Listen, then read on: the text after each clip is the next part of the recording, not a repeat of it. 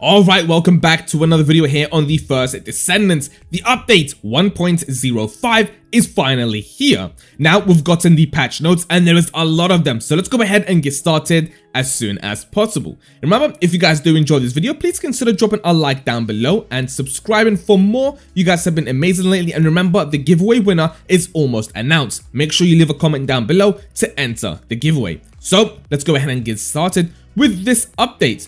As you can see here, it does say that the maintenance is scheduled for until 5 AM PDT, which is around 11 o'clock AM for us in the UK. Alright, so the update says 1.05, the Ultimate Valby is coming. If we scroll down over here, Ultimate Valby modification modules, Spiral Tidal Wave. The bouncy bubble bullet has been replaced by a projectile that fires in a straight line. Spiral Tidal Wave is stackable and can be fired 3 times in a row, and attracts impurities during the Gluttony Intercept battle, so she's gonna be pretty good for that fight. Hydro Pressure Bomb, instead of plop plop, she leaps forward and deals damage to enemies around the landing area. The more enemies in the laundry state, the more powerful the damage, which sounds pretty cool. Now here they did talk about the Amorphous materials for Ultimate Valby. So Amorphous materials patterns from 011 to 125 can no longer be acquired, but it says you can continue to use the Amorphous materials you already have. Moving on, it does say added the AA variants of Amorphous materials to the corresponding materials that were removed. Now it says you can acquire these enhanced blueprints, stabilizer blueprints, spiral catalyst blueprints, and code of Ultimate Valby from them. Ultimate Valby's blueprints and code materials will replace one of the items available from the original Amorphous. So there you go, that's how you get Ultimate Valby. And now we have the new Descendant, Luna. Obviously added the new Descendant, Luna. So here are all the skills that Luna has. Her passive skill, Improvisation. Using any skill increases inspiration gauge, which allows Luna to use enhanced skills. Active Skill 1, Stage Presence. Using this skill changes Luna's weapon to her unique weapon, performing the notes in time to the music by using her skills or hitting monsters stacked, and increases her skill power modifier. Her active skill number 2, Passionate Stage. Using the skill makes Luna play upbeat music, increasing the skill power modifier of Luna and her allies. Gaining an enhancement effect increases the skill power modifier even more and increases the skill critical rate and damage of allies. Active Skill 3, Relaxing Act. Using this skill makes Luna play relaxing music. Hitting the enemy with a note grants an effect that instantly recovers the MP of Luna and her allies. Gaining the enhanced effect increases MP recovery and reduces skill cost. And then the Active Skill 4, the Delightful Stage. Using this skill makes Luna play delightful music. Hitting the enemy with a note increases inspiration gauge and decreases the skill cooldown of allies. Gaining the enhancement effect increases the inspiration gauge even more and immediately resets the cooldown of allies. Now she sounds like an absolute monster when it comes to helping the team. It's going to be amazing when it comes to a boss building builds, especially for like Lepek. If you can't one-shot an enemy or a boss with your full super, she's going to allow you to recover your full MP. Next up is Luna's modification modules, Nimble Footsteps. This module enhances Luna's movement speed and amplifies the effect range of her performance, making it easier to support her allies. Noise Surge transforms all of Luna's skill to combat skills. Performing the notes in rhythm unleashes a powerful AoE attack. When the inspiration gauge is full, summons a moving stage where she can dance to recover MP and shield. Sounds pretty damn good. It kind of just changes Luna completely as a character, which sounds amazing. Now let's have a look at the Amorphous materials. So Amorphous materials pattern from 017 all the way down to 94 can no longer be acquired. You can continue to use the Amorphous materials you already have as before. Now they did add the AA variants of Amorphous materials of 117 all the way down to 94. You can acquire the enhanced cell blueprints and so on from the materials that will replace one of the items available from the original Amorphous.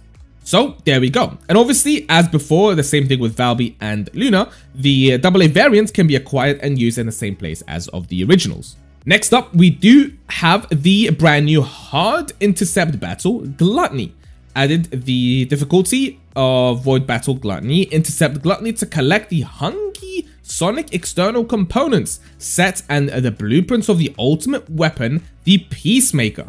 So the Gluttony external components set, the Hungry Sonic set, a 2-piece set effect grants toxin resistance. The 4-piece set grants an effect that recovers MP on hitting the target with a skill's unique weapon, as well as an effect that increases skill duration and MP heal modifier proportionally to max HP.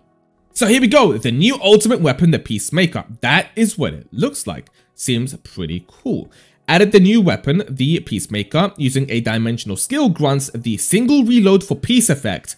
At maximum stacks, the single reload for peace effect enables you to fire the loaded ammo in a single quick burst when taking an aimed shot. So there you go. If you maximize the single reload for peace, and it allows you to fire all the shots in a burst, which sounds pretty damn good actually. I'll definitely have videos on that and the perfect build for that.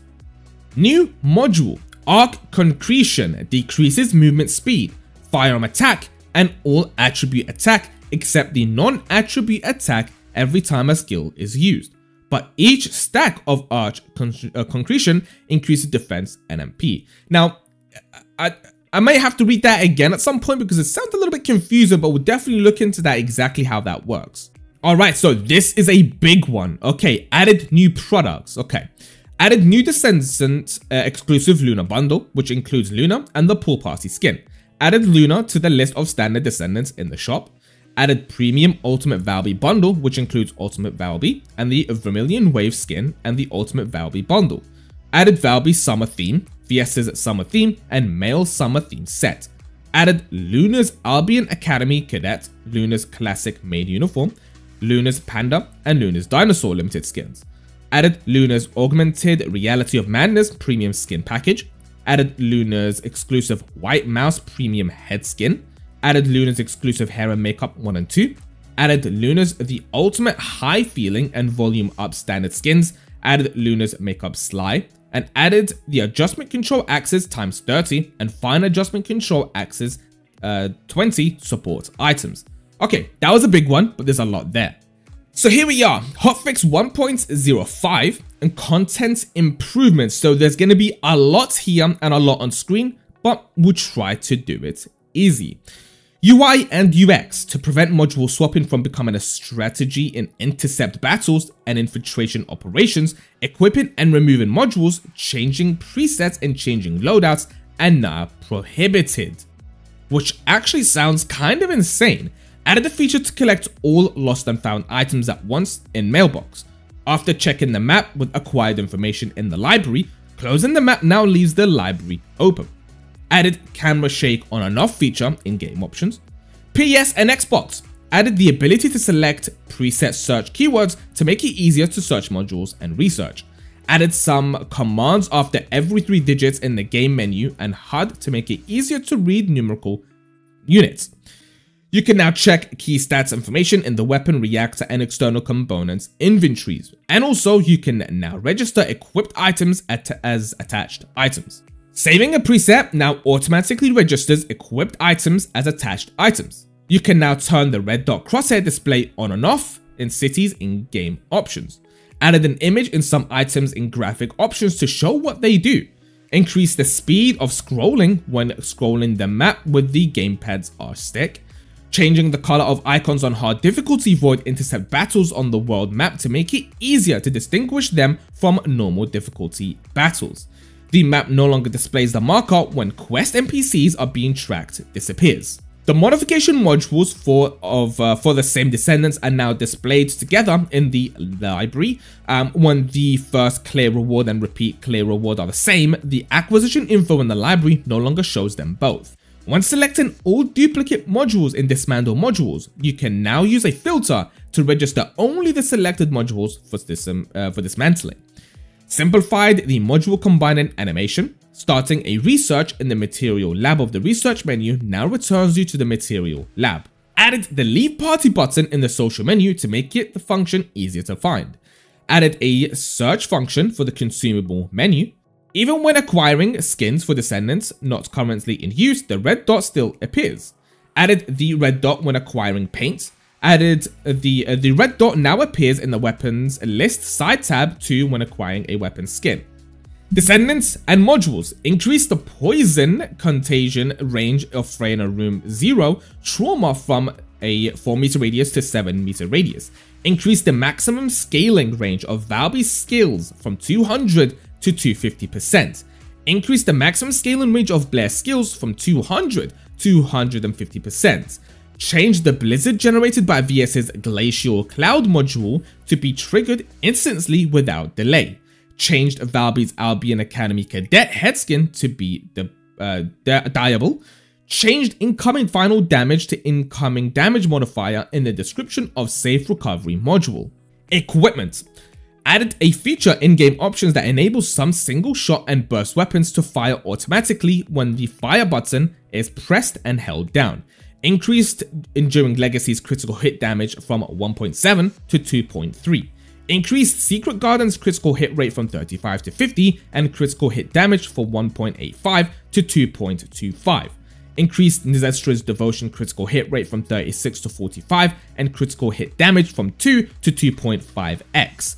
Decrease the trigger rate of Bombardment of Greg's Reversed Fate, but now it also triggers when the weapon is fired in an unshielded enemy. Equipment can now be dismantled at once with no quantity limits. That's pretty cool too. Now here we have a field comment and also the director's comments following. Increase the amount of void shards that can be acquired from special operations by about 7 times. That is actually kind of insane. Thank God. HOTFIX 1.0.5 added void shards as a reward to special operations, but unfortunately there were just too few.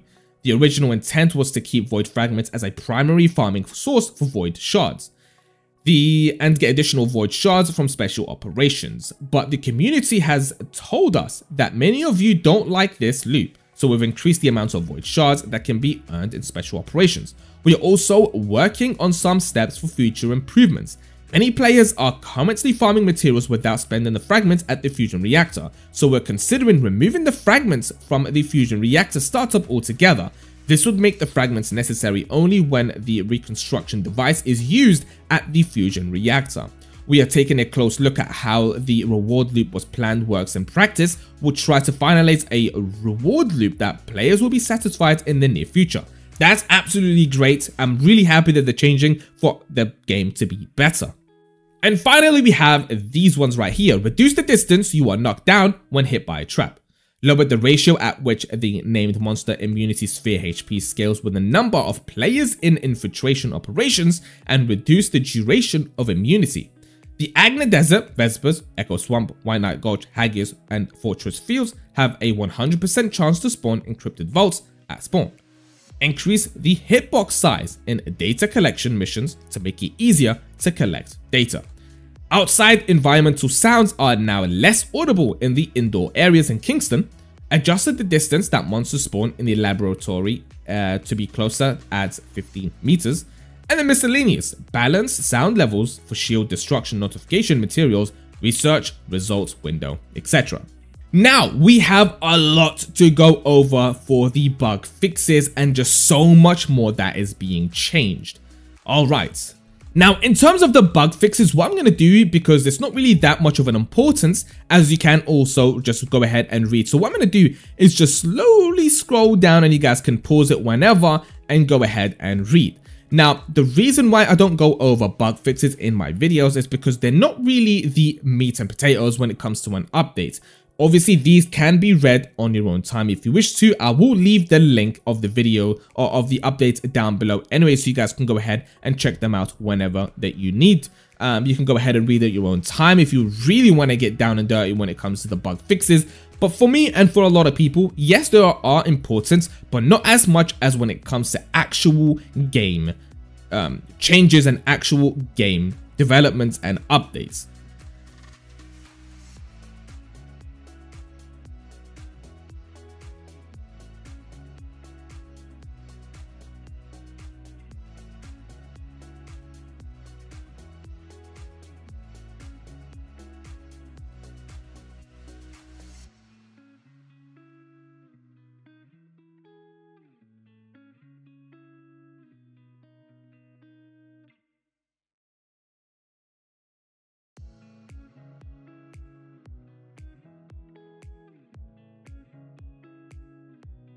Alright, so the final comments coming in from the director is additional comments right here. Greetings, this is the first Descendant director, Min-Seok Yu. Today, I'm going to outline the dev team's plans for issues that are discussed frequently by the community. Alright, the team is currently working on Season 1 and Season 2 updates, while also responding to improvement issues discovering during the live service. Today, I'm going to talk about more how we plan to improve the current state of the first Descendants rather than about Season 1 and Season 2 updates. Drop rate improvements plan.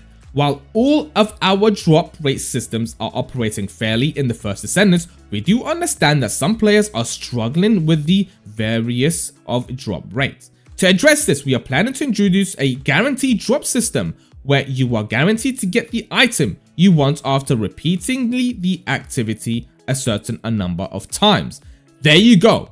We have finally gotten the updates that we wanted when it comes to drop rates. The first Descendants has various missions and ammo forest materials with chance dependent rewards. We are considering how we can effectively implement the guaranteed drop in such diverse reward systems, and we are working to create a farming structure that players will be happy with. We hope to make improvements before long to provide a more rational and satisfying farming experience. Disposing of leftover items. Next is an update on items that are piling up in your consumables. There are currently no way to dispose blueprints for Descendants and weapons that you have already completed. So there are cases where players are getting multiple copies of blueprints they already own during the farming process.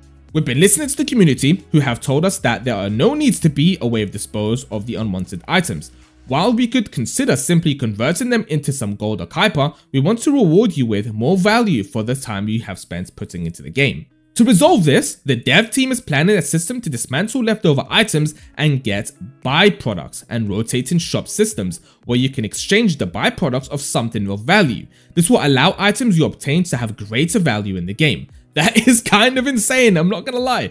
Supporting build diversity. It's a lot of fun for us to see the variety of builds posted in the community lately. We love seeing you try so many different builds and are amazed by the unexpected ways you've evolved them. We hope for more builds to exist in the first Descendants, and we want an environment where players are free to experiment with different builds. However, we found that it is difficult to take advantage of loadouts after assigning socket types, which goes against our goal experimenting with different builds freely.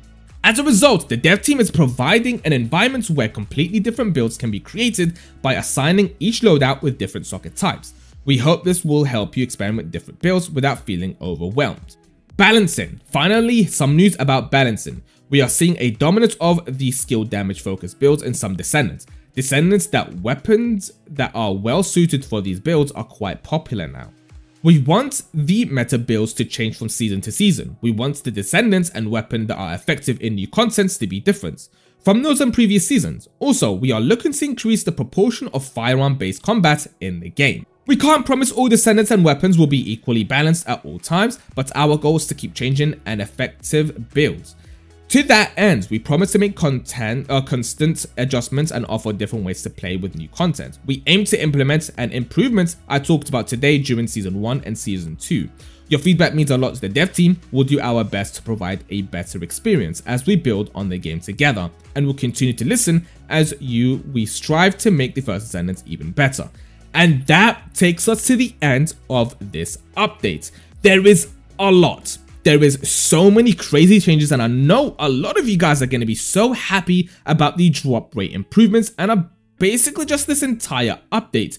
There is so much that's going to be changing. The game is actually moving to be better and to be exactly what we want it to be moving forward. This update is only the first big update that we've gotten, so imagine how the game is going to continue to be, and they're going to basically just keep adding the things that we want. I'm so happy for this game's future, and I'm here for the long run. I hope you all enjoyed. The updates will be out in just a couple of hours, and as soon as it is, I'll have videos out as soon as I can. Thank you guys so much, and I'll see you all very soon.